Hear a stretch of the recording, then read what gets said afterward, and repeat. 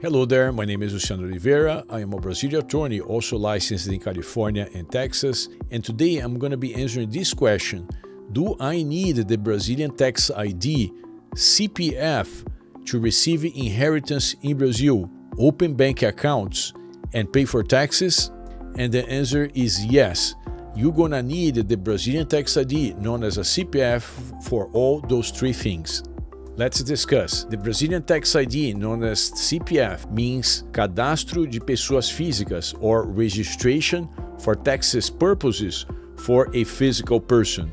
The CPF can be issued abroad at a consulate, a Brazilian consulate in the country in which you live, or it can also be issued in Brazil if you go to either a postal service or Banco do Brasil or the Brazilian Revenue Service. In our opinion, opening or getting a Brazilian tax ID known as a CPF at the consulate level is always easier because in Brazil, it's very common for people to face problems with the system, maybe an employee who doesn't know how to file for a foreign citizen and may just very well say, well, we don't really do over here. So to avoid aggravation in Brazil, the ideal path is to apply through a consulate abroad. An interesting aspect of the Brazilian tax ID is that it's not nearly as secret as it is the Social Security for Americans. In the US, people will hide their Social Security numbers and will get really concerned whenever this number goes on a document. It's important for you to understand that in Brazil is the exact opposite. And just to give you an idea, even if you try to buy something at a drugstore, believe it or not, they are going to ask you for your Brazilian tax ID.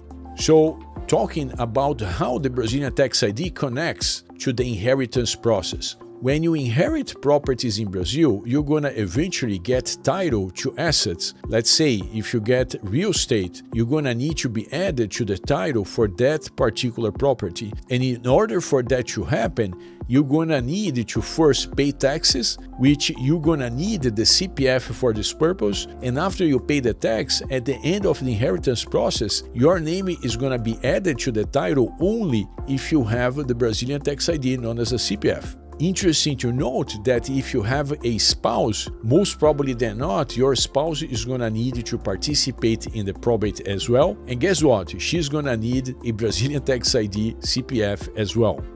Now let's talk about opening a bank account in Brazil.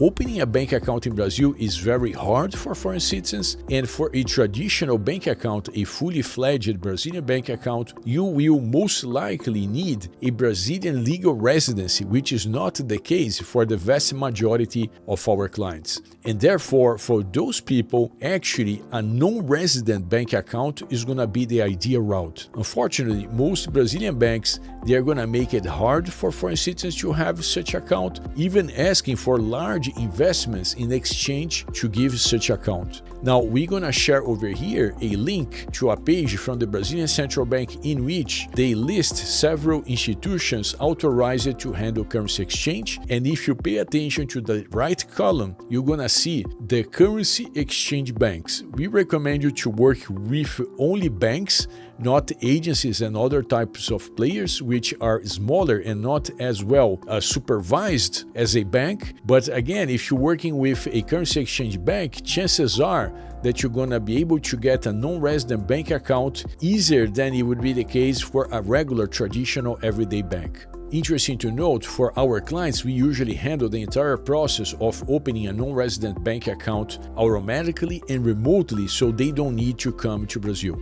Now, what about paying taxes? Okay, you get the Brazilian tax ID known as a CPF, but how are you paying the taxes? So, in the scope of the probate, the attorney in charge of representing you and other heirs in the probate will decide on how to file those taxes. But yes, many taxes need to pay within the scope of the probate, not only the inheritance taxes, but potentially past due taxes related to the assets being included in the scope of the state. Your tax ID will be used, again, if you need to get title to real estate, and you also may need to pay taxes if you're gonna hold the real estate for a while, let's say 1 year or 2 years, while in the process of selling the real estate to bring your monies from Brazil to your country of origin. Usually, as long as you don't become a legal resident, there is no need for you to file tax returns, but you should consult with the attorney in charge of your probate to know if you need to file or not. I hope these tips were helpful. Follow our channel for additional videos and see you again soon.